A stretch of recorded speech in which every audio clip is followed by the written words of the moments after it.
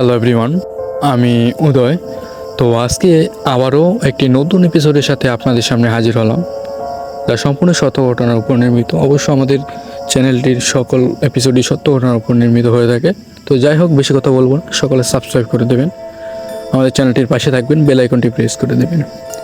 আমাদের সাথে আছে আজকে আগামী দিনের মতোই নীরব ভাইয়া, যিনি আমাদের গল্পগুলো উপহার দিবেন। তো যাই হোক, নীরব ভাই গল্পটি শুরু করুন, আপনারা শেষ অবধি শুনতে থাকুন। সবাইকে স্বাগতম। আমি নীরব। তো ঘটনায় চলে যাই। এই ঘটনাটি আমার সাথে ঘটে যাওয়া বিগত 15-16 বছর আগের ঘটনা। তো ঘটনাটি এরকম, গ্রীষ্মের একটি প্রচণ্ড বৃষ্টির সিজনের ঘটনা। তো ঘটনাটি এরকম, দুই বন্ধু আমরা বিকেলে আড্ডা মারছিলাম দোকানে। তো আড্ডা মারার পরে প্রচণ্ড বৃষ্টি হচ্ছিল। তো বৃষ্টির এই সময় দুই বন্ধু প্ল্যান করলাম যে মাছ ধরতে যাব, মানে ভোর রাত্রে মাছ ধরতে যাব, এরকম একটি প্ল্যান। তো বন্ধুকে বললাম যে আমাকে বাড়ি থেকে একটু নক করিস, যে দুজনে একসাথেই মাছ ধরতে যাব। তো আমরা প্ল্যান করে আমার বাড়িতে এসে আমি ঘুমিয়ে থাকলাম। তো ঘুমিয়ে থাকার পর হঠাৎ করে দেখলাম যে আমার এক বন্ধু, ওই বন্ধুটি নক করলো আমার নাম ধরে। তো নাম ধরার পরে আমি বুঝে উঠতে পারতেছি না, মাছ ধরার একটা নেশা আমার মধ্যে কাজ করছিল। তো আমি বের হয়ে গেলাম কিছু না বুঝি। বাড়ি থেকে বের হয়ে মাছ ধরার জাল নিয়ে আমি রাস্তা দিয়ে হেঁটে হেঁটে বন্ধুর পাড়ে দিয়ে যাচ্ছি। তো বন্ধুর সাইজটি প্রায় 6 ফুটের মতো বা এরকম, একটু উচ্চ লম্বা। এমনিও বন্ধুটি একটু লম্বা। তো তারপরও যেমন রাত্রেবেলা তাকে একটু লম্বা দেখা যাচ্ছে, এরকম চাঁদনি রাত। তো হঠাৎ আমি বন্ধুকে ডাকলাম, কিরে ওই এরকম দেখা যাচ্ছে, কিন্তু একটু লম্বা লম্বা দেখা যাচ্ছে। তো বন্ধু কোনো মানে আমার সাথে কথা বলে না, এরকম হেঁটেই যাচ্ছে। তো কিছু দূর যাওয়ার পরে বিলের ধারে এসে পৌঁছালাম। পৌঁছানোর পরে বন্ধুকে বললাম, কিরে চল একসাথেই এক সাইড দিয়ে নামি মাছ ধরার জন্য। তো বন্ধুটি কিছু না বলেই এক সাইড, অন্য সাইড দিয়ে মানে হেঁটে চলে যাচ্ছে, এরকম মানে বিলের যেই গভীর সাইড, ওই সাইড দিয়ে চলে যাচ্ছে। তো আমি বললাম, কিরে তুই গভীর দিকে চলে যাচ্ছিস হঠাৎ? তো আমি তার সাথে মানে না গিয়ে তো এক সাইডে দাঁড়িয়ে থাকলাম, বললাম যে না, ওই সাইড দিয়ে আমি যাবো না রে। তো আমি এক সাইড দিয়েই মাছ ধরতে থাকি। তো পুনরায় আমি মাছ ধরতেই থাকি এক সাইড দিয়ে, ও ওর মতো গভীর দিয়ে মাছ ধরছে। তো এরকম প্রচণ্ড মাছ ধরতেছি, মানে আমার যে একটি ঝুড়ি ছিল, তো ঝুড়িতে আমি মাছ রাখলাম। তো রাখার পরে দেখলাম যে প্রচুর মাছ পাচ্ছি এবং ঝুড়ি ভরে যাচ্ছে আমার। পাশে ওই বন্ধুকে বললাম, কিরে আমি তো প্রচুর মাছ পাচ্ছি, তুই এদিক দিয়ে আস, গভীর দিয়ে যে কোনো লাভ নেই। তো সে আমার কথা শুনছে না, সে ওই দিক দিয়ে মাছ ধরছে। দেখা যাচ্ছে যে সে ওই দিক দিয়ে প্রচুর মাছ পাচ্ছে। তো মাছ পাচ্ছে, আমিও বুঝলাম যে ও মাছ পাচ্ছে, আমিও মাছ পাচ্ছি, কোনো সমস্যা নেই।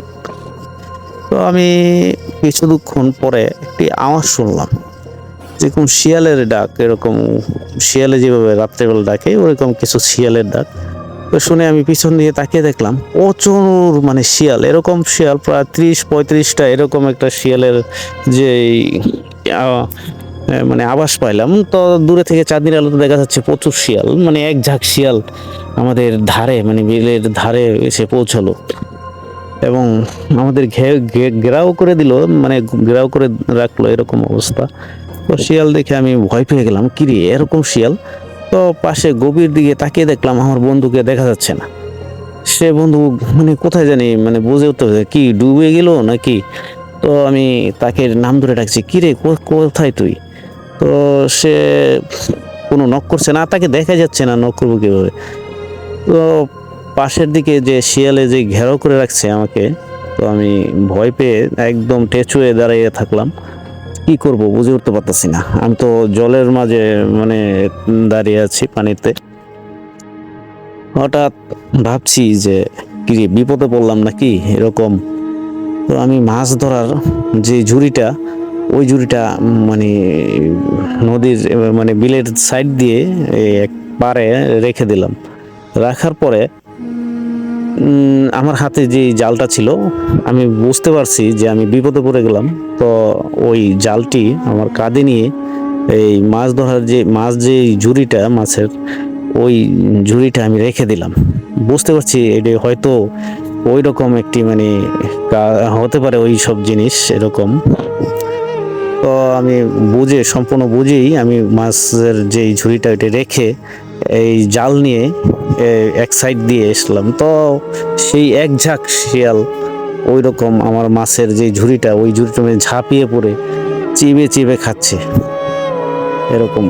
তো আমি ভয়ে জাল নিয়ে, আমি বুঝতে পারছি যে জালের সাথে যে মুরব্বিদের কাছে শুনছিলাম যে জালের পাশে নাকি মানে এরকম এই ভৌতিক বা অন্যরকম কিছু মানে এরকম আসে না। তো আমি ওই জিনিসটা বুঝতে পেরে যে মহা বিপদে পড়েছি, তো আমার নিজেকে সেফ রাখার জন্য আমি জালটি হাতে নিয়ে এক সাইডে চলে আসলাম। এবং চলে আসার পরে কিছু দূর এগিয়ে দেখলাম যে এই যেই শিয়ালগুলো ছিল, ওই শিয়ালগুলো ঝাঁপিয়ে আমার যেই মাছ যেগুলো ধরছিলাম সবগুলো চাবিয়ে চেপে খাচ্ছে।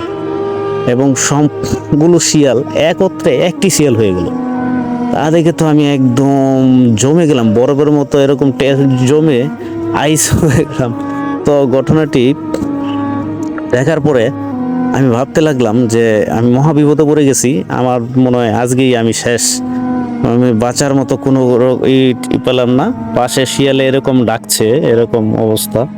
তো শিয়ালে ডাকার পরে আমি হাঁটতে হাঁটতে একটু উপর দিকে গেলাম জাল নিয়ে। উপর দিকে যাওয়ার পরে হঠাৎ দূর থেকে একটি লাইটের আলো আসলো আমার চোখের সামনে। আলো আসার পরে আমি বুঝে উঠতে পারছি না সেটি কি লাইটের আলো না অন্য কিছু। মানে আমি একদম জমে দাঁড়িয়ে রইলাম। দাঁড়িয়ে ভাবতে লাগলাম যে কি করা যায়। তো দূর থেকে লাইটের আলো আমার পাশেই মানে চলে আসছে। যে এরকম দুইটি লোক আমাকে বলল, কিরে এরকম সময় কে আপনি, মানে এরকম একটি ডাক দিল। তো আমি ওদের পাশে গেলাম যে আমি মাছ ধরতে এসেছি। কয় মাছ ধরতে এত রাত্রে? প্রায় ওই সময় আমি বললাম যে এত রাত্রে মানে কয়টা বাজে? কয় মাত্র 1:30 বাজে, রাত 1:30। তো এরকম সময় আপনি জাল নিয়ে মাছ ধরতে? যে আমি বললাম যে এরকম ঘটনা, আমার এক বন্ধু আমার পাশে এসেছিল, তো আসার পরে এরকম অবস্থা।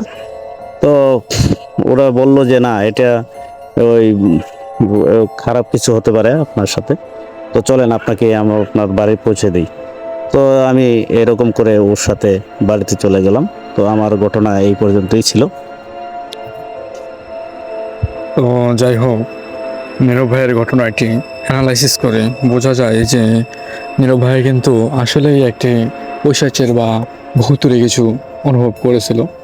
যেহেতু মানে যেই বন্ধুটা ওনার সাথে গিয়েছিল উনি অদৃশ্য হয়ে গেছিল। এভাবেই আর কি আমাদের ভৌতিক কাহিনীটি আজকের এই পর্যন্তই শেষ হয়ে যায়। তো সম্পূর্ণ সত্যঘটনার উপর নির্মিত ছিল। তো যাই হোক, সকলে সাবস্ক্রাইব করে দেবেন, আমারও বলি। তো শুভরাত্রি, সকলে ভালো থাকবেন।